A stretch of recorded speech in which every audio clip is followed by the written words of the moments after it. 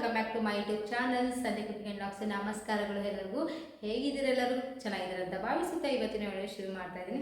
ಅದಕ್ಕಿಂತ ಮುಂಚೆ ನನ್ನ ಚಾನಲ್ನ ಯಾರೆಲ್ಲ ಸಬ್ಸ್ಕ್ರೈಬ್ ಮಾಡ್ಕೊಂಡು ನೋಡ್ತಾ ಇದ್ದೀರಾ ಪ್ಲೀಸ್ ಹಾಗೆ ಸಬ್ಸ್ಕ್ರೈಬ್ ಮಾಡಿ ಸಪೋರ್ಟ್ ಮಾಡಿ. ಸೊ ಇವತ್ತು ವ್ಲಾಗ್ ಶುರು ಮಾಡ್ತಾ ಇರೋದು 3:30ಗೆ ವ್ಲಾಗ್ ಶುರು ಮಾಡ್ತಾ ಇದ್ದೀನಿ. 3:45ಗೆ ನನ್ನ ಮಕ್ಕಳು ಬರ್ತಾರೆ. ಸೊ ಇನ್ನೂ ಅಡುಗೆ ಇವಾಗ ಸಾಂಬಾರೆಲ್ಲ ಇತ್ತು ಮಾಡಿದ್ದೀನಿ. ಸೊ ಹಾಗೆ ನಮ್ಮ ತಮ್ಮ ಕೂಡ ಊರಿಂದ ಬರ್ತಾ ಇದ್ದಾನೆ. ಹಂಗೆ ವ್ಲಾಗ್ ಶುರು ಮಾಡ್ತಾ ಇದ್ದೀನಿ. ಸ್ವಲ್ಪ ರೆಸಿಪೀಸ್ ಎಲ್ಲ ಇದೆ, ಶೂಟ್ ಮಾಡ್ಕೊಂಡು ನಿಮಗೂ ಕೂಡ ಶೇರ್ ಮಾಡೋಣ ನಿಮ್ಮೊಟ್ಟಿಗೆ ಅಂತ ಹೇಳ್ಬಿಟ್ಟು ನಾನು ಯಾವ ರೀತಿ ಮಾಡ್ತೀನೋ ಅದೇ ರೀತಿ ನಿಮಗೂ ಕೂಡ ಶೇರ್ ಮಾಡ್ತೀನಿ. ಇವಾಗ 3:30ರಿಂದ ವ್ಲಾಗ್ ಶುರು ಮಾಡ್ತಾರಿಂದ ಇನ್ನು ಮಕ್ಕಳು ಕೂಡ ಬರ್ತಾರೆ. ಇನ್ನೇನು ಫಸ್ಟು ಮಕ್ಕಳನ್ನ ಕರ್ಕೊಬರ್ಬೇಕು. ಹೋಗಿ ಬನ್ನಿ ಕರ್ಕೊಬರೋಣ.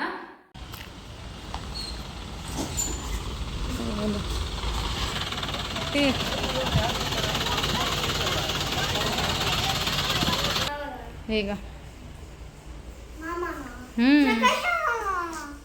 ಪ್ರಕಾಶ ಮಾಮ ಬರ್ತಾ ಇದ್ದಾನೆ. ಇಲ್ಲ ಈಗ ಇನ್ನೇನು 5 ನಿಮಿಷ ಬರುತ್ತೆ ಮಾಮ.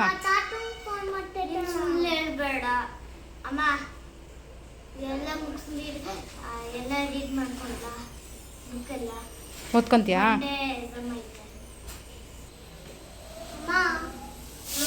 ಇವನಿಗೂ ಐತೆ ನಿನಗೂ ಐತೆ,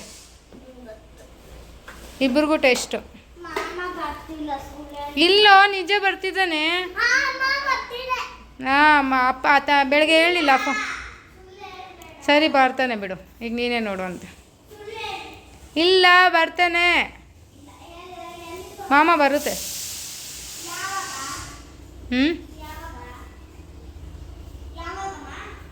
ಈಗ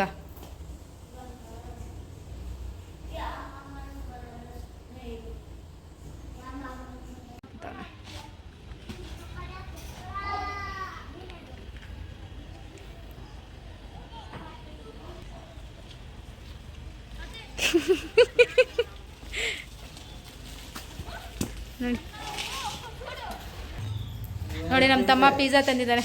ಇರೋರು ಒಂದು ನಿಮಿಷ. ಹಾಂ, ಅಲ್ಲಿ ಬಂಸಂದ್ರದಲ್ಲಿ ತಗೊಂಡ.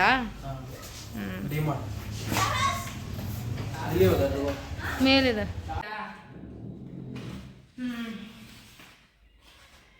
ನೋಡಿ ನಮ್ಮ ತಮ್ಮ ಪಿಜ್ಜಾ ತಗೊಬಂದಿದ್ದಾನೆ. 2 ಪೀಸ್ ತಗೊಬಂದಿದ್ದಾನೆ. ಹೊಟ್ಟೆ ಹಸಿತಿತ್ತಂತೆ ಪಾಪ, 2 ಪೀಸ್ ತಿನ್ಕೊಂಡಿದ್ದಾನೆ. ಧ್ರುವನ್ಗೊಂದು ಚಿನ್ಮಯ್ಯಗೊಂದು ತಂದಿದ್ದಾರೆ. ಆದರೆ ಅವ್ನು ಹುಷಾರಿಲ್ವಲ್ಲ, ಇಬ್ಬರಿಗೂ ಅವ್ರು ತಿನ್ನಂಗಿಲ್ಲ ಈ ಥರ ಎಲ್ಲ ಅಂತ ಹೇಳ್ಬಿಟ್ಟು ನಾನೇ ತಿನ್ಕೊತಾ ಇದ್ದೀನಿ. ಅವ್ರು ಓನರ್ ಮನೆಗೆ ಹೋಗಿದ್ದಾರೆ. ವರ್ಷ ತಿಂದು ಮುಗಿಸೋಣ ಅಂತ ಹೇಳ್ಬಿಟ್ಟು. ನೋಡಿ 2 ಪೀಸ್ ಇದೆ. ಇದು ಸ್ವೀಟ್ ಕಾರ್ನ್.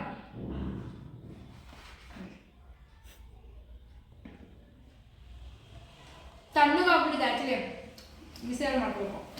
ಇವನ್ ಮಾಮ ಹತ್ರ ಮಾತಾಡಲ್ಲ, ಒಳಕ್ಕಿದ್ಯಾ? ಹಾಂ ನೋಡಿ ಬಂತಾನೆ. ಚೆನ್ನಾಗಿದ್ದೀರಾ ಮಾಮ ಅಂತಲೂ ಕೇಳಲ್ವಲ್ಲ ಧ್ರುವ ನೀನು. ನೋಡಿ ನಮ್ಮ ತಮ್ಮ ಬಂದಿದ್ದಾನೆ. ಬಂತಾನೆ ಓಡಾಡ್ತಿದ್ದಾರೆ, ಮಾತಾಡ್ಸೋನು ಇಲ್ಲ. ಚಿನ್ಮಯ ಅಂತೂ ಅವ್ರ ಮಾಮಗೆ ಬಂದು ಪಪ್ಪಿ ಎಲ್ಲ ಕೊಟ್ಟು ಮಾತಾಡಿಸ್ತಾ. ಅವನಂತೂ ಇಲ್ಲ, ನಾಚಿಕೆ ಥರ ಜಾಸ್ತಿ ಧ್ರುವನ್ಗೆ ಸ್ವಲ್ಪ ಅಲ್ಲನೋ. ಸೊ ಈಗ ಬಸ್ಸಾರು ಸ್ವಲ್ಪ ಸೊಣ್ಣಿಗೆ ಹಾಕ್ಕೊಟ್ಬಿಡೋಣ ಅಂತ ಹೇಳಿಬಿಟ್ಟು ಹಾಕ್ಕೊಡ್ತಾ ಇದ್ದೀನಿ. ನೋಡಿ ಎಣ್ಣೆ ಇಟ್ಟಿದ್ದೀನಿ. ಏನಪ್ಪ ಇದು ಆಲೂಗಡ್ಡೆ ಚಿಪ್ಸ್ ತೇಲಿಸ್ತಾ ಇದ್ದೀನಿ ಅಂತ ನೋಡ್ತಾ ಇದ್ದೀರಾ? ಸೊಣ್ಣಿಗೆ ಅಂತ ಹೇಳಿಬಿಟ್ಟು ಆಲೂಗಡ್ಡೆ ಚಿಪ್ಸ್ ತೇಲಿಸ್ತಾ ಇದ್ದೀನಿ. ಇದು ನಮ್ಮ ಅತ್ತೆಯವರು ಊರಿಂದ ಬರ್ಬೇಕಾದ್ರೆ ಮಾಡ್ಕೊಂಡು ತೊಗೊಂಡು ಬಂದಿದ್ರು. ಹಾಗಾಗಿ ತೇಲ್ಸ್ಕೊಡೋಣ ಅಂತ ಹೇಳಿಬಿಟ್ಟು ತೇಲಿಸ್ತಾ ಇದ್ದೀನಿ. ಇನ್ನು ಬಸ್ಸಾರು ಮಾಡಿದ್ದೆ ನಾನು, ಸೊಪ್ಪಿಂದು ಖಾಲಿ ಆಗಿಬಿಟ್ಟಿದ್ದು, ಸೊಪ್ಪೆಲ್ಲ ತಿಂದಾಕೊಂಡಿದ್ವಿ. ಹಾಗಾಗಿ ಸೊಣ್ಣಿಯಾರು ಹಾಕ್ಕೊಡೋಣ ಅಂತ ಹೇಳಿಬಿಟ್ಟು ಹಾಕ್ಕೊಡ್ತಾ ಇದ್ದೀನಿ ತೇಲಿಸ್ಬಿಟ್ಟು. ನೋಡಿ ಯಾವ ಥರ ಇದೆ ಅಂತ ಹೇಳಿಬಿಟ್ಟು. ಟೇಸ್ಟ್ ಚೆನ್ನಾಗಿದೆ. ಇದಕ್ಕೆ ಸ್ವಲ್ಪ ಉಪ್ಪು ಖಾರ ಎಲ್ಲ ಆ್ಯಡ್ ಮಾಡಿಬಿಟ್ಟು ತಿಂದರೆ ಚೆನ್ನಾಗಿರುತ್ತೆ. ನಮ್ಮ ತಮ್ಮ ಕೂಡ ಅಲ್ಲಿಂದ ಸುಸ್ತಾಗೆ ಬಂದಿದ್ದ. ಒಂದು 12 o'clock ಏನೋ ಬಿಟ್ಟಿದ್ದಾನೆ ಮಧುಗಿರಿಯಲ್ಲಿ. ಇಲ್ಲಿಗೆ ಬರೋ ಅಷ್ಟೊತ್ತಿಗೆ 4:15 ಆಗಿತ್ತು. ಇನ್ನು ಅವನಿಗೂ ಊಟ ಕೊಟ್ಬಿಟ್ಟು ನಾನು ಊಟ ಮಾಡ್ಕೊತಾ ಇದ್ದೀನಿ. ತುಂಬ ಹೊಟ್ಟೆ ಹಸಿದಿತ್ತು. ಈ ನಡುವೆ ಏನಾಗ್ಬಿಟ್ಟಿದೆ, ನನಗಂತೂ ಹೊಟ್ಟೆ ಕಂಟ್ರೋಲೇ ಮಾಡೋಕ್ಕಾಗ್ತಾ ಇಲ್ಲ. ಹಾಗೆಯೇ ಇನ್ನು ಮಕ್ಕಳ ಜೊತೆ ಏನೋ ಹುಡುಗರು ಎಲ್ಲ ಆಟ ಆಡ್ಕೊತಾ ಇದ್ರು. ಇನ್ನು ನಮ್ಮ ತಮ್ಮನೂ ಕ್ರಿಕೆಟ್ ಆಡ್ತೀನಿ ಅಂತ ಹೇಳ್ಬಿಟ್ಟು ಮನೆ ಒಳಗಡೆ. ಇಲ್ಲೇನ ಆಗಿದೆ ಅಂದರೆ ಹಾಲು ಸ್ವಲ್ಪ ದೊಡ್ಡದಿರೋದ್ರಿಂದ ಸ್ವಲ್ಪ ಒಳಗಡೆನೇ ಆಡ್ಕೋಬೋದು. ಈ ಕಡೆಯಿಂದ ಹೊಡೆದ್ರೆ ಆ ಕಡೆಗೆ ಡೋರ್ಗೆ ಬೀಳುತ್ತೆ. ಬಾಲೂ ಅಷ್ಟೇ ಸ್ಪಾಂಜಿ ಬಾಲ್ ಥರ ತೊಗೊಂಡು ಆಟ ಆಡ್ತಾರೆ. ಹಾಗಾಗಿ ಟಿವಿಗಾಗಲಿ ಏನು ಪ್ರಾಬ್ಲಮ್ ಆಗಲ್ಲ ಅಂತ ಹೇಳಿಬಿಟ್ಟು ಇಲ್ಲೇ ಆಟ ಆಡ್ಕೊತಾರೆ. ಇನ್ನು ಹೊರಗಡೆ ಎಲ್ಲ ಹೋಗೋದ್ರಿಂದ, ಇನ್ನು ಚಿನ್ಮಯ್ ಸ್ವಲ್ಪ ಮಣ್ಣಲ್ಲೆಲ್ಲ ಆಟ ಆಡೋದ್ರಿಂದ ಸ್ವಲ್ಪ ಡೆಸ್ಟ್ ಅಲರ್ಜಿ ಇದೆ. ಯೂಸಲಿ ಹೇಳ್ಬೇಕಂದ್ರೆ ಇಬ್ಬರಿಗೂ ಇದೆ ಡೆಸ್ಟ್ ಅಲರ್ಜಿ. ಚಿನ್ಮಯ್ಗೂ ಇದೆ, ಧ್ರುವನ್ಗೂ ಇದೆ. ಅದೇ ನನಗೆ ಟೆನ್ಷನ್ ಆಗ್ತಾ ಇರುತ್ತೆ. ಆಲ್ಮೋಸ್ಟ್ ಇವರಿಬ್ಬರಿಗೆ ಊಟದಿಂದ ಪ್ರಾಬ್ಲಮ್ ಆಗೋದಿಲ್ಲ, ಆ ಡಸ್ಟಿಂದನೇ ಸ್ವಲ್ಪ ಜಾಸ್ತಿ ಪ್ರಾಬ್ಲಮ್ಸ್ ಕ್ರಿಯೇಟ್ ಆಗುತ್ತೆ ಅಂತ ಹೇಳ್ಬೋದು. ಇನ್ನು ಹೊರಗಡೆ ತಿನ್ನೋ ಊಟದಿಂದನೂ ಇವ್ರಿಗೆ ಅಲರ್ಜಿಸ್ ಇದೆ. ಹಾಗಾಗಿ ಸ್ವಲ್ಪನೇ ತುಂಬಾ ಕಷ್ಟ ಆಗುತ್ತೆ ಒಂದೊಂದು ಟೈಮು ಹೊರಗಡೆ ಎಲ್ಲ ಹೋಗಿ ಆಟ ಆಡಿಸ್ಬೇಕಾದ್ರೆ. ಇನ್ನು ಗಾಳಿ ಇವಾಗಂತೂ ಆಷಾಢದ ಗಾಳಿ ಅಂತೂ ಸ್ಟಾರ್ಟ್ ಆಗಿದೆ. ಮಕ್ಕಳು ಸ್ಕೂಲಿಗೆ ಹೋಗ್ತಾ ಇರ್ತಾರಲ್ವ, ಅವರಿಗಂತೂ ತುಂಬ ಅಂದರೆ ತುಂಬ ಟೆನ್ಷನ್ ಆಗೋಗುತ್ತೆ. ಇನ್ನು ಧ್ರುವನಂತೂ ಹೇಳಿದ ಮಾತು ಸ್ವಲ್ಪ ಕೇಳೋದು ಕಮ್ಮಿನೇ ಈ ಥರ ವಿಷಯದಲ್ಲಿ. ಯಾಕಂದರೆ ಅವನಿಗೆ ತುಂಬಾ ಕ್ರೇಜಿನೆಸ್ ಆಟ ಆಡೋದಾಗಲಿ ಔಟ್ಡೋರ್ ಎಲ್ಲ ಜಾಸ್ತಿ. ಇನ್ನು ನಾನು ಈ ಥರ ಮನೇಲಿದ್ದಾಗ ಇಂಡೋರ್, ಇವಾಗ ಅವ್ರ ಅಪ್ಪನೂ ಅಷ್ಟೇ ಒಳಗಡೆ ಕ್ರಿಕೆಟ್ ಎಲ್ಲ ಆಡಿಸ್ತಾರೆ. ನಾವು ಹೊರಗಡೆ ಇವಾಗೆಲ್ಲ ಜಾಸ್ತಿ ಗಾಳಿ ಇದೆಯಲ್ಲ, ಸ್ವಲ್ಪ ಹುಷಾರೂ ಇರಲಿಲ್ಲ ಇವರಿಗೆ ಒಂದು 5 days ಬ್ಯಾಕು. ಇನ್ನು ಡಸ್ಟ್ ಎಲರ್ಜಿ ಎಲ್ಲ ಆಗಿರೋದ್ರಿಂದ ಸ್ವಲ್ಪ ಹೊರಗಡೆ ಬಿಡೋದು ಕಮ್ಮಿ ಆಗಿದೆ. ಹಿಂಗೂ ಒಂದು ತೂರ್ಕೊಂಡು ಹೊರಟೋಗ್ಬಿಡ್ತಾರೆ ಅಂತಲೇ ಹೇಳ್ಬೋದು. ಹೊರಗಡೆ ಹೋಗಿ ಆಟ ಆಡ್ತಾರೆ. ನಾನು ಸ್ವಲ್ಪ ಕಂಟ್ರೋಲ್ ಎಲ್ಲೆಲ್ಲಿ ಕಂಟ್ರೋಲ್ ಮಾಡ್ಬೋದು ಅಲ್ಲೆಲ್ಲಿ ಕಂಟ್ರೋಲ್ ಮಾಡ್ತೀನಿ. ನಾನು ಚಿನ್ಮೈ ಲೆಫ್ಟ್ ಹ್ಯಾಂಡಲ್ಲೇ ಆಡ್ತಾನೆ, ರೈಟ್ ಹ್ಯಾಂಡಲ್ಲೆಲ್ಲ ಬರೆಯೋದೆಲ್ಲ ರೈಟ್ ಹ್ಯಾಂಡು. ಕ್ರಿಕೆಟ್ ಆಡೋದು ಮಾತ್ರ ಬ್ಯಾಟ್ ಇಟ್ಕೊಂಡು ಪಾಪ ಈ ಕಡೆ ಕಂಫರ್ಟ್ ಝೋನ್ ಮಾಡ್ಕೊಬಿಟ್ಟಿದ್ದಾನೆ ನೋಡಿ. ಲೆಫ್ಟ್ ಸೈಡ್ ಇಟ್ಕೊಂಡು ಹೊಡಿತಾನೆ, ರೈಟ್ ಸೈಡ್ ಇಟ್ಕೊಂಡು ಹೊಡಿತಾ ಇಲ್ಲ. ಲೆಫ್ಟ್ ಹ್ಯಾಂಡಲ್ಲಿ ಆಡ್ತಾ ಇರೋದು. ನಮ್ಮ ಲೆಫ್ಟ್ ಹ್ಯಾಂಡಲ್ಲಿ ಹಾಡ್ತಾರೆ ಅಂತ ಹೇಳ್ತೀವಿ. ನಾನೇನಪ್ಪ ಇವನು ಲೆಫ್ಟ್ ಹ್ಯಾಂಡಲ್ಲಿ ಹಾಡ್ತಾ ಇದ್ದಾನೆ ಅಂತ ನನಗೆ ಭಯ ಆಗ್ತಿತ್ತು. ರೈಟ್ ಸೈಡ್ ಪ್ರಾಕ್ಟೀಸ್ ಮಾಡ್ಸೋಕೆ ಹೋದೆ, ಆದರೆ ಅವನಿಗೆ ಕಂಫರ್ಟ್ ಇರೋದೇ ಲೆಫ್ಟ್ ಹ್ಯಾಂಡಿಂದನೇ ಇದೆ ಕಂಫರ್ಟು. ಹಾಗಾಗಿ ಹಾಗೆ ಹಾಡಲಿ ಬಿಡು ಅಂತ ಹೇಳಿಬಿಟ್ಟು ಬಿಟ್ಟೆ. ಇನ್ನು ನೈಟ್ಗೆ ನಾನು ಡಿನ್ನರ್ಗೆ ಎಗ್ ಬಿರಿಯಾನಿ ಮಾಡ್ಕೊತಾ ಇದ್ದೀನಿ. ಎಗ್ ಬಿರಿಯಾನಿ ನನಗಂತೂ ತುಂಬಾ ಇಷ್ಟ. ನಾನು ಎಗ್ ಬಿರಿಯಾನಿ ಮಾಡೋದು ನನಗೇ ಇಷ್ಟ, ಹೊರಗಡೆ ಎಲ್ಲ ಜಾಸ್ತಿ ಇಷ್ಟ ಆಗೋದಿಲ್ಲ. ಇವತ್ತು ಸಿಂಪಲ್ಲಾಗಿ ಯಾವುದೇ ರೀತಿ ಮಸಾಲೆ ಯೂಸ್ ಮಾಡದೆ ಮಾಡುವಂತಹ ಎಗ್ ಬಿರಿಯಾನಿ ಯಾವ ಥರ ಅಂತ ನೋಡೋಣ. ತುಂಬ ಟೇಸ್ಟಿಯಾಗಿರುತ್ತೆ, ಈಸಿಯಾಗಿ ಕೂಡ ಮಾಡ್ಕೋಬೋದು. ಇನ್ನು ಅವರು ಆಟ ಆಡ್ಕೊತಿದ್ರು, ಅಷ್ಟೊತ್ತಿಗೆ ನಾವು ಸ್ವಲ್ಪ ಬಿರಿಯಾನಿ ಮಾಡ್ಕೊಬಿಡೋಣ ಅಂತ ಹೇಳಿಬಿಟ್ಟು ಇನ್ನು ಅವನಿಗೆ ಮಾಡ್ದಂಗೂ ಆಗುತ್ತೆ. ಇನ್ನು ನಮ್ಮ ತಮ್ಮ ಬಂದಿದ್ದನ್ನ ಸ್ವೀಟ್ಸ್ ಏನೂ ಮಾಡಲಿಲ್ಲ, ಯಾಕಂದರೆ ಸ್ವೀಟ್ಸ್ ಮಾಡೋಣ ಅಂತ ಅಂದ್ಕೊಂಡೆ. ಧ್ರುವನ್ ಸ್ಟಮಕ್ ಪೇನ್ ಇವನಿಗೆ ಒಂದು 3 ಡೇಸಿಂದ ಮೋಷನ್ ಪಾಸ್ ಆಗ್ತಿರ್ಲಿಲ್ಲ.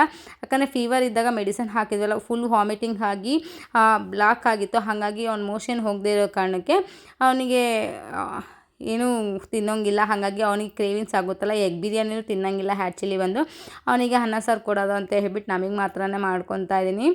ತುಂಬಾ ಇಷ್ಟಪಟ್ಟು ತಿಂತಾನೆ ಧ್ರುವನ್ ಎಗ್ ಬಿರಿಯಾನಿ ಎಲ್ಲ, ಆದರೆ ತಿನ್ನೋಂಗಿಲ್ಲ. ರೈಸ್ ಮಾತ್ರ ಕೊಡೋಣ ಅಂತ ಹೇಳಿಬಿಟ್ಟು ನೋಡೋಣ. ಅವ್ನು ತುಂಬ ಹಳದಿ ಜಾಸ್ತಿ ಕೊಡಲಿಲ್ಲ ಅಂದರೆ ಕಣ್ಣಾಗೆಲ್ಲ ನೀರು ತುಂಬ್ಕೊಂಡು ಹಾಳ್ತಾ ಇರ್ತಾನೆ, ಅದೊಂಥರ ಬೇಜಾರಾಗುತ್ತೆ. ಬನ್ನಿ ಇವಾಗ ಎಗ್ ಬಿರಿಯಾನಿ ಯಾವ ಥರ ಮಾಡೋದು ಅಂತ ನೋಡೋಣ.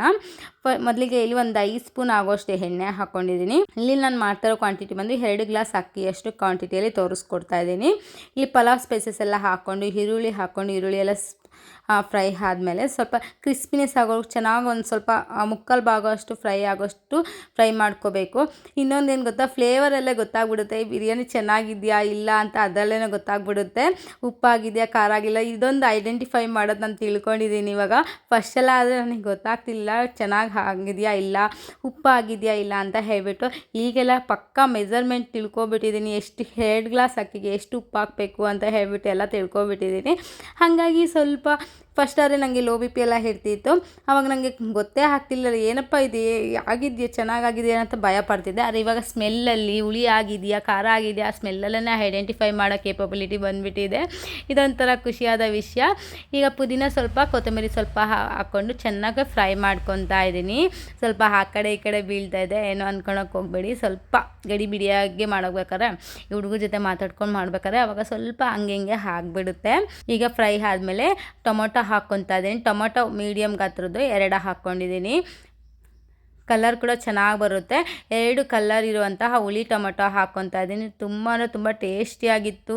ನಾನು ಮಾಡ್ದೊಳಗೇನೆ ಸ್ವಲ್ಪನೇ ಕ್ವಾಂಟಿಟಿ ಆಗಿಬಿಡುತ್ತೆ ಒಂದೊಂದು ಸತಿ ಹೇಳ್ಬೇಕಂದ್ರೆ. ಆವಾಗ ನನಗೆ ಜಾಸ್ತಿ ತಿನ್ನಬೇಕು ಅನ್ನಿಸ್ತಾ ಇರುತ್ತೆ, ಬಟ್ ಕುಕ್ಕರೇ ಖಾಲಿ ಆಗಿಬಿಡುತ್ತೆ. ಎಲ್ಲರಿಗೂ ಇಕ್ಕಿ ನಾನು ತಿನ್ನೋಷ್ಟೊತ್ತಿಗೆ ಕುಕ್ಕರ್ ಖಾಲಿ ಆಗೋಗಿರುತ್ತೆ, ಯಾವಾಗೂ ಹಾಗೆ ಆಗುತ್ತೆ. ಇವಾಗ ಶುಂಠಿ ಬೆಳ್ಳುಳ್ಳಿ ಹಸಿಮೆಣ್ಸಿನ್ಕಾಯಿ 3 ಜಜ್ಕೊಂಡು ಹಾಕ್ಕೊತಾ ಇದ್ದೀನಿ. ಇನ್ನೊಂದು ಏನೆಂದರೆ ಮಸಾಲೆ ಇಷ್ಟಪಡದೇ ಇರೋರು ಈ ಥರ ಮಾಡ್ಕೊಳ್ಳಿ, ತುಂಬ ಟೇಸ್ಟ್ ಆಗುತ್ತೆ. ಒಂದೇ ಥರ ತಿಂದು ಬೇಜಾರಾದಾಗ ಈ ಥರ ಡಿಫ್ರೆಂಟಾಗಿ ಮಾಡ್ಕೊಳ್ಳಿ. ಇವಾಗ ಶುಂಠಿ ಬೆಳ್ಳುಳ್ಳಿ ಹಸಿಮೆಣ್ಸಿನ್ಕಾಯಿ 3 ಜಜ್ಜಿಬಿಟ್ಟು ಹಾಕ್ಕೊತಾ ಇದ್ದೀನಿ. ಚೆನ್ನಾಗಿ ಹಸಿ ವಾಸನೆ ಎಲ್ಲ ಹೋಗೋದು ಚೆನ್ನಾಗಿ ಫ್ರೈ ಮಾಡ್ಕೋಬೇಕು. ಟೊಮೆಟೊ ಕೂಡ ಸ್ವಲ್ಪ ಸಾಫ್ಟ್ ಆಗಬೇಕು, ಅಲ್ಲಿಗೆ ಫ್ರೈ ಮಾಡಿಕೊಂಡು ಇವಾಗ ಇನ್ನೊಂದು ಕಡೆ ಬಾಣಲಿ ಇಟ್ಕೊಂಡಿದ್ದೀನಿ. ಬಾಣಲಿಗೆ 1 ಸ್ಪೂನ್ ಆಗುವಷ್ಟು ಎಣ್ಣೆ ಹಾಕ್ಕೊತಾ ಇದ್ದೀನಿ. ಜಾಸ್ತಿ ಹಾಕ್ಕೊಳೋದಕ್ಕೆ ಹೋಗ್ಬೇಡಿ, 1 ಸ್ಪೂನ್ ಎಣ್ಣೆ ಸಾಕಾಗುತ್ತೆ. ಇನ್ನೊಂದೇನು ಅಂದರೆ ಫ್ರೆಂಡ್, ಸ್ವಲ್ಪ ಎಣ್ಣೆನ ಆದಷ್ಟು ಕಮ್ಮಿ ಯೂಸ್ ಮಾಡಿ. ಯಾಕಂದರೆ ಇವಾಗ ತುಂಬ ಆರೋಗ್ಯ ಸಮಸ್ಯೆಗಳು ಕಾಡ್ತಾ ಇರುತ್ತೆ ತುಂಬ ಜನಕ್ಕೆ. ಹಾರ್ಟ್ ಅಟ್ಯಾಕ್ ಆಗೋದು, ಎದೆ ಉರಿ ಬರೋದು ಎಲ್ಲ ಆಲ್ಮೋಸ್ಟ್ ಈ ಆಯಿಲಿಂದನೇ. ಆಯಿಲ್ ಒಂದು ಪಾಯ್ಸನ್ ಅಂತಲೇ ಹೇಳ್ಬೋದು, ಸ್ಲೋಲಿ ಪಾಯ್ಸನ್. ಆದಷ್ಟು ಕಡಿಮೆ ಯೂಸ್ ಮಾಡೋದು ಬೆಟರ್. ನಾನಿಲ್ಲಿ 1 ಸ್ಪೂನ್ ಎಣ್ಣೆಗೆ ಸ್ವಲ್ಪ ಉಪ್ಪು, ಅರಿಶಿನದ ಪುಡಿ, ಖಾರದ ಪುಡಿ 3 ಹಾಕ್ಕೊಂಡು ಫ್ರೈ ಮಾಡಿಕೊಂಡು ಒಂದು 6 ಮೊಟ್ಟೆಯನ್ನು ಹಾಕ್ಕೊತಾ ಇದ್ದೀನಿ. ನೀವು ಇದಕ್ಕಿಂತ ಜಾಸ್ತಿ ಮೊಟ್ಟೆ ಬೇಕಿದ್ರೂ ಹಾಕ್ಕೋಬೋದು. ನಾನಿಲ್ಲಿ ಎಲ್ಲರಿಗೂ ಒಂದೊಂದನ್ನು ಮೆಜರ್ಮೆಂಟಲ್ಲಿ ಹಾಕ್ಕೊಂಡಿದ್ದೀನಿ. ಇನ್ನು ಇವಾಗ ಧ್ರುವನು ಚಿನ್ಮಯ ತಿಂತಿಲ್ವಲ್ಲ, ಹಾಗಾಗಿ ಒಬ್ರೊಬ್ರಿಗೆ 2 ಸಿಗುತ್ತೆ ಮೊಟ್ಟೆ. ಚೆನ್ನಾಗಿ ಫ್ರೈ ಮಾಡ್ಕೊತಾ ಇದ್ದೀನಿ. ಸ್ವಲ್ಪ ಸಣ್ಣ ಉರಿಯಲ್ಲಿ ಇಟ್ಕೊಂಡು, ಸ್ವಲ್ಪ ಘಾಟ್ ಬರುತ್ತೆ, ಹಾಗಾಗಿ ಸ್ವಲ್ಪ ಸಣ್ಣ ಉರಿಯಲ್ಲಿ ಇಟ್ಕೊಂಡು ಚೆನ್ನಾಗಿ ಫ್ರೈ ಮಾಡ್ಕೊಳ್ಳಿ. ಉಪ್ಪು ಖಾರ ಎಲ್ಲ ಚೆನ್ನಾಗಿ ಇಳಿಯುತ್ತೆ. ನೋಡಿ, ಇವಾಗ ಮೊಟ್ಟೆ ಕೂಡ ಫ್ರೈ ಮಾಡ್ಕೊಂಡಿದ್ದೀನಿ. ಚೆನ್ನಾಗಿ ಹೊಂದ್ಕೊಂಡಿದೆ ಮೊಟ್ಟೆ ಜೊತೆಗೆ ಉಪ್ಪು ಖಾರದ ಪುಡಿ ಎಲ್ಲ. ಈಗ ಸ್ಟವನ್ನು ಆಫ್ ಮಾಡ್ಕೊತಾ ಇದ್ದೀನಿ. ಇಷ್ಟಾದರೆ ಸಾಕಾಗುತ್ತೆ. ತುಂಬ ರೋಸ್ಟ್ ಆಗೋವರೆಗೂ ಫ್ರೈ ಮಾಡ್ಕೋಬಾರ್ದು, ಕಲರ್ ಚೇಂಜ್ ಆಗೋವರೆಗೂ. ಇಷ್ಟಾದರೆ ಸಾಕಾಗುತ್ತೆ. ಈಗ ಕುಕ್ಕರಲ್ಲಿ 2 ಸ್ಪೂನ್ ಆಗೋಷ್ಟು ಧನಿಯಾ ಪುಡಿ ಹಾಕ್ಕೊತಾ ಇದ್ದೀನಿ. ಧನಿಯಾ ಪುಡಿ ಅಂತ ಇದು ಮಟನ್ ಸಾಂಬಾರ್ ಪೌಡರ್ ಯಾವ ರೀತಿ ಮಾಡೋದಂತ ಲಾಸ್ಟ್ ವೀಡಿಯೋದಲ್ಲಿ ಹಾಕಿದ್ನಲ್ಲ, ಅದನ್ನೇ ಹಾಕ್ಕೊತಾ ಇದ್ದೀನಿ. ಇದೊಂದು ಮಸಾಲೆ ಇದ್ರೇ ಸಾಕು, ತುಂಬ ಅಂದರೆ ತುಂಬ ಚೆನ್ನಾಗಿ ಆಗುತ್ತೆ ಬಿರಿಯಾನಿ ಅಂತಲೇ ಹೇಳ್ಬೋದು. ಇದು 2 ಸ್ಪೂನ್ ಹಾಕ್ಕೊಂಡು ಖಾರದ ಪುಡಿ 1 ಸ್ಪೂನ್ ಹಾಕ್ಕೊತಾ ಇದ್ದೀನಿ. ಹಸಿಮೆಣ್ಸಿನ್ಕಾಯಿ 3 ಹಾಕ್ಕೊಂಡಿದ್ದೆ ಆಲ್ರೆಡಿ, ಹಾಗಾಗಿ ಸ್ವಲ್ಪ ಖಾರದ ಪುಡಿ ಹಾಕ್ಕೊತಾ ಇದ್ದೀನಿ. ಇಲ್ಲಿ ಗರಂ ಮಸಾಲ ಕೂಡ ಒಂದು ಅರ್ಧ ಸ್ಪೂನ್ ಆಗೋಷ್ಟು ಹಾಕ್ಕೊತಾ ಇದ್ದೀನಿ. ಹಾಕ್ಕೊಂಡು ಚೆನ್ನಾಗಿ 1-2 ಸೆಕೆಂಡ್ ಚೆನ್ನಾಗಿ ಫ್ರೈ ಮಾಡ್ಕೋಬೇಕು. ಒಂದು ಸ್ವಲ್ಪ ಒಳ್ಳೆ ಘಮ ಬರೋವರೆಗೂ ಚೆನ್ನಾಗಿ ಫ್ರೈ ಮಾಡ್ಕೋಬೇಕು. ತುಂಬ ಟೇಸ್ಟಿಯಾಗಿರುತ್ತೆ. ಈಗ ನಾವು ಫ್ರೈ ಮಾಡಿ ಇಟ್ಕೊಂಡಿದ್ವಲ್ಲ ಮೊಟ್ಟೆ, ಅದು ಕೂಡ ಹಾಕ್ಕೊಂಡು ಒಂದು ರೊಟೇಟ್ ಮಾಡ್ಕೊತಾ ಇದ್ದೀನಿ ಅಷ್ಟೇ. ಏನಂದರೆ ಮೊಟ್ಟೆ ಕಟ್ಟಾಗೋ ಥರ ರೊಟೇಟ್ ಮಾಡ್ಕೊಬೋದು. ಈ ಥರ ಲಾಸ್ಟು ಎಡ್ಜಿಂದ ಇಟ್ಕೊಂಡು ಈ ಥರ ಫ್ರೈ ಮಾಡಬೇಕು, ಆವಾಗ ಮೊಟ್ಟೆ ಕೂಡ ಕಟ್ ಆಗೋದಿಲ್ಲ. ನೋಡಿ, ಇವಾಗ ಮೊಟ್ಟೆ ಕೂಡ ಚೆನ್ನಾಗಿ ಫ್ರೈ ಆಗಿದೆ. ಇವಾಗ ನೆಕ್ಸ್ಟ್ ನಾನಿಲ್ಲಿ 2 ಗ್ಲಾಸ್ ಅಕ್ಕಿ ಹಾಕ್ಕೊತಾ ಇದ್ದೀನಿ. ಇಲ್ಲಿ 2 ಗ್ಲಾಸ್ ಅಕ್ಕಿ, ಅರ್ಧ kg ಅಕ್ಕಿ ಮೆಜರ್ಮೆಂಟಲ್ಲಿ ನಿಮಗೆ ತೋರಿಸಿಕೊಡ್ತಾ ಇದ್ದೀನಿ. ಇವಾಗ 2 ಗ್ಲಾಸ್ ಅಕ್ಕಿಗೆ 4 ಗ್ಲಾಸ್ ಆಗೋಷ್ಟು ನೀರು ಹಾಕ್ಕೋಬೇಕಾಗುತ್ತೆ. 1 ಗ್ಲಾಸ್ ಅಕ್ಕಿಗೆ 2 ಗ್ಲಾಸ್ ನೀರು, 4 ಗ್ಲಾಸಿಗೆ 2 ಗ್ಲಾಸ್ ಅಕ್ಕಿಯಷ್ಟು ಹಾಕ್ಕೋಬೇಕಾಗುತ್ತೆ. ನಾನಿಲ್ಲಿ 4.25 ಗ್ಲಾಸ್ ಹಾಕ್ಕೊತಾ ಇದ್ದೀನಿ. ಯಾಕಂದರೆ ರೈಸ್ ಮೇಲೆ ಡಿಪೆಂಡ್ ಇರುತ್ತೆ, ಹಾಗಾಗಿ ನಾನಿಲ್ಲಿ 4.25 ಗ್ಲಾಸ್ ಅಷ್ಟು ಹಾಕ್ಕೊತಾ ಇದ್ದೀನಿ. ಇನ್ನು ಧ್ರುವನು ಚಿನ್ಮಯ ಸ್ವಲ್ಪ ಆದರೂ ಕೇಳ್ತಾರೆ, ಹಾಗಾಗಿ ಸ್ವಲ್ಪ ಮೆತ್ತಿಗೆ ಸಾಫ್ಟಾಗಿರ್ಬೇಕು. ನಮ್ಮ ಮನೇಲಿ ಮೇಲೆ ಉದ್ರಾಗಿ ಕಾಣಬೇಕು, ಒಳಗಡೆ ಸಾಫ್ಟಾಗಿರಬೇಕು, ಆ ಥರ. ಹಂಗಾಗಿ 4.25 ಗ್ಲಾಸ್ ಅಷ್ಟು ನೀರು ಹಾಕ್ಕೊತಾ ಇದ್ದೀನಿ. ಇನ್ನೊಂದೇನೆಂದರೆ ಒಂದೊಂದು ಅಕ್ಕಿ 3.25 ಗ್ಲಾಸ್ಗೆ ನುಣ್ಣಗಾಗ್ಬಿಡುತ್ತೆ. ಅಕ್ಕಿ ನೋಡಿಕೊಂಡು ನಾವು ಹಾಕಬೇಕಾಗುತ್ತೆ. ತುಂಬ ಹಳೆ ಅಕ್ಕಿ ಆದರೆ ಸ್ವಲ್ಪ ನೀರು ಕರೆಕ್ಟಾಗಿ 4 ಗ್ಲಾಸ್ ಹಾಕಿದ್ರೆ ಕರೆಕ್ಟಾಗಿ ಆಗುತ್ತೆ. ಹೊಸ ಅಕ್ಕಿ ಎಲ್ಲ ತೊಗೊಂಡಿದ್ರೆ 3.25 ಗ್ಲಾಸು 3.25ಗೆ ನುಣ್ಣಗೆ ಹಾಕ್ಬಿಡುತ್ತೆ. ನೋಡ್ಕೊಂಡು ಹಾಕಬೇಕು. ಈ ಅಕ್ಕಿ ಹಳೆ ಅಕ್ಕಿನೇ ಇದೆ, ಹಾಗಾಗಿ 4.25 ಗ್ಲಾಸ್ ಹಾಕಿದ್ರೂ ನಡೆಯುತ್ತೆ ಅಂತ ಹೇಳ್ಬಿಟ್ಟು 4.25 ಗ್ಲಾಸ್ ಆಗುವಷ್ಟು ನೀರು ಹಾಕ್ಕೊತಾ ಇದ್ದೀನಿ. ನಾನು ಪಾತ್ರೆ ತೊಳೆದು ಇಟ್ಕೊಂಡಿದ್ದೆನಲ್ಲ, ಅದೇ ಪಾತ್ರೆಯಲ್ಲಿ ಹಾಕ್ಕೊತಾ ಇದ್ದೀನಿ ನೀರು. ನೋಡ್ಬಿಟ್ಟು ಅಕ್ಕಿ ಹಾಕ್ಬಿಟ್ಟು ನೀರು ಹಾಕಿ ಚೆನ್ನಾಗಿ ಒಂದು ಕುದಿ ಬರೋವರೆಗೂ ಚೆನ್ನಾಗಿ ಕುದಿಸ್ಕೋಬೇಕು. ಟೇಸ್ಟ್ ಕೂಡ ಚೆನ್ನಾಗಿ ಬರುತ್ತೆ. ನಾವು ಪ್ರೋಸೆಸ್ ಮಾಡ್ಬೇಕಾದ್ರೆ ಇವಾಗ ಜೋರು ಉರಿ, ಸಣ್ಣ ಉರಿ ಎಲ್ಲ ಇಟ್ಕೊಂಡು ಮಾಡ್ತೀವಲ್ಲ, ಫ್ರೈ ಎಲ್ಲ ಆಲ್ಮೋಸ್ಟ್ ಸಣ್ಣ ಉರಿಯಲ್ಲೇ ಮಾಡಿರಿ, ಅವಾಗ ಟೇಸ್ಟ್ ಚೆನ್ನಾಗಿ ಬರುತ್ತೆ. ನಾವು ಜೋರು ಉರಿಯಲ್ಲಿ ಇಟ್ಕೊಂಡು ಬೇಗ ಹಾಕಬೇಕು ಅಂತ ಸ್ವಲ್ಪ ಮಾಡೋಕ್ಕೆ ಹೋಗ್ತೀವಲ್ಲ, ಆವಾಗ ಟೇಸ್ಟ್ ಕೂಡ ವೇರಿಯೇಷನ್ ಆಗುತ್ತೆ. ನಾವು ಯಾವ್ಯಾವ ಸಮಯದಲ್ಲಿ ಐ ಫ್ಲೇಮಲ್ಲಿ ಇಟ್ಕೊಂಡು ಮಾಡಬೇಕು, ಲೋ ಫ್ಲೇಮಲ್ಲಿ ಇಟ್ಕೊಂಡು ಮಾಡಬೇಕು, ಅದು ತಿಳ್ಕೊಂಡಿರಬೇಕು. ಆವಾಗ ಟೇಸ್ಟ್ ಕೂಡ ಚೆನ್ನಾಗಿ ಬರುತ್ತೆ ಅಂತ ನಾನು ಅಂದ್ಕೊಂಡಿದ್ದೀನಿ. ಈಗ ನೆಕ್ಸ್ಟ್ ಇಲ್ಲಿ ಫೈನಲ್ಗೆ ಕೊತ್ತಂಬರಿ ಸೊಪ್ಪು ಹಾಕ್ಕೊತಾ ಇದ್ದೀನಿ. ನಾನು ಆಲ್ರೆಡಿ ಫಸ್ಟ್ ಫ್ರೈ ಮಾಡ್ಬೇಕಾದ್ರೆ 1 ಸ್ಪೂನಷ್ಟು ಹಾಕ್ಕೊಂಡಿದ್ದೆ. ನಾನು ಇದೇ ಸ್ಪೂನಲ್ಲಿ ಮೆಜರ್ಮೆಂಟ್ ಇಟ್ಕೊಂಡಿದ್ದೀನಿ. 2 ಗ್ಲಾಸ್ ಅಕ್ಕಿಗೆ ಈ 2 ಸ್ಪೂನಷ್ಟು ಆಗುತ್ತೆ. ಫಸ್ಟ್ ಫ್ರೈ ಮಾಡೋದಕ್ಕೆ 1 ಹಾಕ್ಕೊಂಡಿರ್ತೀನಿ. ಸೆಕೆಂಡ್ ಇಲ್ಲಿ ಲಾಸ್ಟಿಗೆ ಫೈನಲಾಗಿ ಕುದಿ ಬರುತ್ತಲ್ಲ, ಆವಾಗ 1 ಸ್ಪೂನ್ ಹಾಕ್ಕೊಂಡು ಒಂದು ರೊಟೇಟ್ ಮಾಡ್ಕೊತೀನಿ. ಈ ಥರ ಮಾಡೋದ್ರಿಂದ ಏನಾಗುತ್ತೆ ಅಂದರೆ ನಮಗೆ ಕರೆಕ್ಟಾದ ಟೇಸ್ಟ್ ನೋಡಬೇಕು, ಉಪ್ಪು ಆಗೈತಾ ಖಾರ ಆಗೈತಾ ಆ ಥರ ಡೌಟ್ಸ್ ಎಲ್ಲ ಇರೋದಿಲ್ಲ. ಈ ಥರ ಮೆಜರ್ಮೆಂಟ್ ಇಟ್ಕೊಂಡು ಮಾಡಿದ್ರೆ ಕರೆಕ್ಟಾಗಿ ಆಗುತ್ತೆ. ಹಾಗಾಗಿ ನಾನು ಈ ಥರ ಫಾಲೋ ಮಾಡ್ತೀನಿ. ನೋಡಿ, ಇವಾಗ ಕುದಿ ಬರ್ತಾ ಇದೆ. ವಿಟ್ಟನ್ನು ಕ್ಲೋಸ್ ಮಾಡ್ತಾ ಇದ್ದೀನಿ. ವಿಟ್ ಕ್ಲೋಸ್ ಮಾಡಿ 2 ವಿಸಿಲ್ ಅನ್ನು ಹೊಡಿಸ್ಕೊತೀನಿ. ಒಂದೊಂದು ಕುಕ್ಕರಲ್ಲಿ 1 ವಿಸಿಲ್ಗೆ ಆಗಿಬಿಡುತ್ತೆ. ನಮ್ಮದು 2 ಅಥವಾ 3 ಹೊಡಿಸ್ಬೇಕಾಗುತ್ತೆ ಕುಕ್ಕರಲ್ಲಿ, ಹಾಗಾಗಿ 3 ವಿಸಿಲನ್ನು ಹೊಡ್ಸ್ಕೊತೀನಿ. ಇನ್ನು ಕುಕ್ಕರ್ ಕೂಗೋ ಅಷ್ಟೊತ್ತಿಗೆ ಎಲ್ಲ ಕ್ಲೀನ್ ಮಾಡ್ಕೊಬಿಡೋಣ ಅಂತ ಹೇಳ್ಬಿಟ್ಟು ಎಲ್ಲ ಕ್ಲೀನ್ ಮಾಡ್ಕೊತಾ ಇದ್ದೆ. ಇನ್ನು ಕುಕ್ಕರ್ ಕೂಡ 3 ವಿಸಿಲ್ ಆಯಿತು. ಇನ್ನೆಲ್ಲವನ್ನು ಕ್ಲೀನ್ ಮಾಡ್ಕೊಬಿಟ್ರೆ ಆರಾಮಾಗಿ ನಿಮ್ಮದೇ ಕುತ್ಕೊಂಡು ತಿನ್ಬೋದು ಟಿ ವಿ ನೋಡ್ಕೊಂಡು ಅಂತ ಹೇಳಿಬಿಟ್ಟು. ಇನ್ನೊಂದೇನು ಅಂದರೆ ಕರೆಂಟ್ ಹೋಗಿ ಬರ್ತಾನೆ ಇತ್ತು. ನಾನು ವೀಡಿಯೋ ಮಾಡ್ಬೇಕಾದ್ರೆ ಹೋಗುತ್ತೆ. ನನಗಂತೂ ವೀಡಿಯೋ ವಿಡಿಯೋ ಮಾಡ್ತಾಯಿರ್ತೀನಿ. ಫ್ರೈ ಮಾಡ್ಬೇಕಾರೆಲ್ಲ ಕರೆಂಟ್ ಹೋದರೆ ತುಂಬಾ ಬೇಜಾರು ಆಗಿಬಿಡುತ್ತೆ. ಯಾಕಂದರೆ ಅರ್ಧಂಬರ್ಧ ಶೂಟ್ ಆಗಿರುತ್ತೆ. ಇನ್ನು ಇಲ್ಲಿ ಫ್ರೈ ಮಾಡೋ ಸ್ಟಾಪ್ ಮಾಡಿ ನಾನು ಶೂಟ್ ಮಾಡೋಕ್ಕಾಗೋದಿಲ್ಲ. ಇನ್ನು ತುಂಬಾ ಬೇಜಾರಾಗುತ್ತೆ. ಆ ರೆಸಿಪಿನ ನಾನು ತಿರ್ಗಿ ಅಪ್ಲೋಡೇ ಮಾಡೋದಕ್ಕಾಗಲ್ಲ. ತಿರ್ಗಿ ಯಾವಾಗೋ ಮಾಡೋದು ಇದೇ ಥರನೇ ಆಗ್ತಾಯಿದೆ ಈ ನಡುವೆ. ಯಾಕಂದರೆ ಸಾಯಂಕಾಲ ಟೈಮೆಲ್ಲ ವೀಡಿಯೋ ಮಾಡ್ಬೇಕಾದ್ರೆ ತುಂಬ ಅಂದರೆ ಕರೆಂಟ್ ಹೋಗುತ್ತೆ. ಇನ್ನೊಂದು ಏನಂದರೆ ನಾನು ಲೈಟಿಂಗ್ಸ್ ಇನ್ನೂ ತೊಗೊಂಡಿಲ್ಲ. ಹಂಗಾಗಿ ರಿಂಗ್ ಲೈಟ್ ಬರುತ್ತಲ್ಲ ಅದು ಇನ್ನೂ ತೊಗೊಂಡಿಲ್ಲ, ತೊಗೋಬೇಕು. ಯಾಕಂದರೆ ಈ ಮನೆಗೆ ತುಂಬಾ ಅವಶ್ಯಕತೆ ಇದೆ. ಕರೆಂಟೆಲ್ಲ ಜಾಸ್ತಿ ತೆಗಿತಾ ಇದ್ದಾರೆ. ಹಾಗಾಗಿ ನೈಟ್ ಹೊತ್ತು ಅಡುಗೆ ಮಾಡ್ಬೇಕಾದ್ರೆ ಎಲ್ಲ ಕರೆಂಟ್ ಜಾಸ್ತಿ ಹೋಗುತ್ತೆ. ಹಾಗಾಗಿ ತೊಗೊಂಡು ಇಟ್ಕೋಬೇಕು. ಯಾವ್ದು ತೊಗೋಬೇಕು ಅಂತ ನೋಡ್ತಾ ಇದ್ದೀನಿ. ಯಾವ್ದು ತೊಗೋಬೇಕು ಅನ್ನೋದೇ ಗೊತ್ತಾಗ್ತಿಲ್ಲ. ಇನ್ನು ಅಡುಗೆ ಮನೆ ಎಲ್ಲ ಕ್ಲೀನ್ ಮಾಡ್ಕೊಬಿಡೋಣ ಅಂತ ಹೇಳ್ಬಿಟ್ಟು ಕ್ಲೀನ್ ಮಾಡ್ಕೊತಾ ಇದ್ದೆ. ಗಲೀಜು ಮಾಡೋದು ನಾವೇ, ಕ್ಲೀನ್ ಮಾಡೋದು ನಾವೇ. ಇದೊಂಥರ ಬೇಜಾರಾಗೋಗುತ್ತೆ ಒಂದೊಂದು ಸತಿ. ಅಡುಗೆ ಮನೆ ನೋಡ್ಬೇಕಾದ್ರೆ ಒಂದೊಂದು ಸತಿ ತುಂಬಾ ಖುಷಿ ಆಗುತ್ತೆ. ಯಾಕಂದರೆ ಎಲ್ಲ ಕ್ಲೀನ್ ಮಾಡಿ ನೆಮ್ಮದಿ ಕುತ್ಕೊತೀವಲ್ಲ. ತಿರ್ಗಿ ಅಡುಗೆ ಮಾಡೋಕ್ಕೆ ಹೋದಾಗ ತುಂಬಾ ಗಲೀಜಾಗುತ್ತೆ. ಮತ್ತೆ ಕ್ಲೀನ್ ಮಾಡು, ಮತ್ತೆ ತೊಳಿ, ಇದೇ ಆಗೋಗುತ್ತೆ. ಹೌಸ್ ವೈಫ್ ಇರೋರಂತೂ ಡೈಲಿ ಇದನ್ನೇ ಕಷ್ಟ ಅನುಭವಿಸ್ತಾ ಇರ್ತಾರೆ. ಆದರೆ ಇದರಲ್ಲೇ ಖುಷಿ ಇದೆ ಅಂತ ಹೇಳ್ಬೋದು. ನಮ್ಮ ರೋಟೀನಲ್ಲಿ ಇದು ಇನ್ಕ್ಲೂಡ್ ಇರೋದು. ಇನ್ನೊಂದು ಏನಂದರೆ ನಾವು ಮಾಡಿದ ಅಡುಗೆ ಚೆನ್ನಾಗಿದೆ ಅಂತ ಹೇಳಿದಾಗ ತುಂಬ ಖುಷಿ ಆಗುತ್ತೆ ಹೆಣ್ಮಕ್ಳಿಗೆ. ಪ್ರತಿಯೊಂದು ಹೆಣ್ಮಗುಗೂ ಅಷ್ಟೇ ಅವ್ರು ಮಾಡಿದ ಅಡುಗೆ ಏನಾರ ಚೆನ್ನಾಗಿದೆ ಅಂತ ಹೇಳಿದಾಗ ತುಂಬ ಖುಷಿ ಆಗುತ್ತೆ. ಇನ್ನು ಬೇರೆ ಬೇರೆ ವೆರೈಟೀಸ್ ಮಾಡಬೇಕು ಅಂತ ಹೇಳಿಬಿಟ್ಟು ಅನಿಸುತ್ತೆ. ಇನ್ನು ಫೈನಲಿ ಅಡುಗೆ ಮನೆಯೆಲ್ಲ ಕ್ಲೀನ್ ಮಾಡೋಷ್ಟೊತ್ತಿಗೆ ವಿಸಿಲ್ ಕೂಡ ತಣ್ಣಗೆ ಆಗಿತ್ತು. ಹಾಗಾಗಿ ಇನ್ನು ಮಿಕ್ಸ್ ಮಾಡಿ ಇನ್ನು ಇಟ್ಕೊಟ್ಬಿಡೋಣ ಹುಡುಗರಿಗೆ ಅಂತ ಹೇಳಿಬಿಟ್ಟು ನೋಡಿ ಎಷ್ಟು ಚೆನ್ನಾಗಾಗಿದೆ. ಕಲರ್ ಕೂಡ ಚೆನ್ನಾಗಿದೆ. ತುಂಬಾ ಟೇಸ್ಟಿಯಾಗಿತ್ತು. ಇನ್ನು ಮಕ್ಕಳು ಕೂಡ ಎಲ್ಲ ತಿಂತಾಯಿದ್ರು. ನಮ್ಮ ತಮ್ಮನೆಲ್ಲ ತಿಂತಿದ್ದ. ನಮ್ಮ ಮನೆಯವರಂತೂ ಹೊಗಳಿದ್ದೆ ಈ ನಡುವೆ ಯಾವ ಅಡುಗೆ ಮಾಡೋದು ತುಂಬ ಚೆನ್ನಾಗಿ ಮಾಡ್ತಿದ್ದೆ ಅಂತ ಹೇಳಿಬಿಟ್ಟು. ಯಾಕಂದರೆ ಇವಾಗ ನಾನೆಲ್ಲ ಮೆಜರ್ಮೆಂಟ್ ಜಾಸ್ತಿ ಲೆಕ್ಕ ಮಾಡೋದಿಲ್ಲ. ಕಣ್ಣು ಅಳ್ತಾನೆ ಇಷ್ಟ ಹಾಕ್ಬಿಡ್ತೀನಿ. ಯಾಕಂದರೆ ಇದು ನಮ್ಮ ಅಮ್ಮನ ಕಡೆಯಿಂದ ಬಂದಿರೋದು ನನಗೆ. ನಮ್ಮ ಅಮ್ಮನೂ ಅಷ್ಟೇ ಯಾವುದು ಮೆಜರ್ಮೆಂಟ್ ಜಾಸ್ತಿ ಮಾಡಿ ಹಾಕೋದಿಲ್ಲ. ಇವಾಗ ಲಡ್ಡು ಎಲ್ಲ ಮಾಡಿದ್ನಲ್ಲ ಅದು ಕೂಡ ಕಣ್ಣು ಅಳ್ತಾನೆ ಹಾಕ್ಬಿಟ್ಟಿರ್ತೀನಿ ಕಪ್ ವೈಸು. ಇಷ್ಟೇ ಹಾಕ್ಬೇಕು ಅಷ್ಟೇ ಹಾಕಬೇಕು ಅಂತ ಏನಿಲ್ಲ. ನೋಡಿ ಎಷ್ಟು ಚೆನ್ನಾಗಿ ಆಗಿದೆ. ಟೇಸ್ಟ್ ಮಾತ್ರ ತುಂಬಾ ಚೆನ್ನಾಗಿದೆ. ನನಗಂತೂ ತುಂಬಾ ಇಷ್ಟ ಆಯಿತು. ಇನ್ನು ಧ್ರುವನು ಚಿನ್ಮೆ ತಿನ್ನಂಗಿಲ್ಲ ಅಂತ ಹೇಳಿದ್ನಲ್ಲ, ಅವ್ರಿಗೆ ಸ್ವಲ್ಪ ಆದರೂ ಕೊಡು ಅಂತ ಹೇಳಿಬಿಟ್ಟು ಇಸ್ಕೊಂಡು ತಿಂತಾ ಇದ್ದಾರೆ.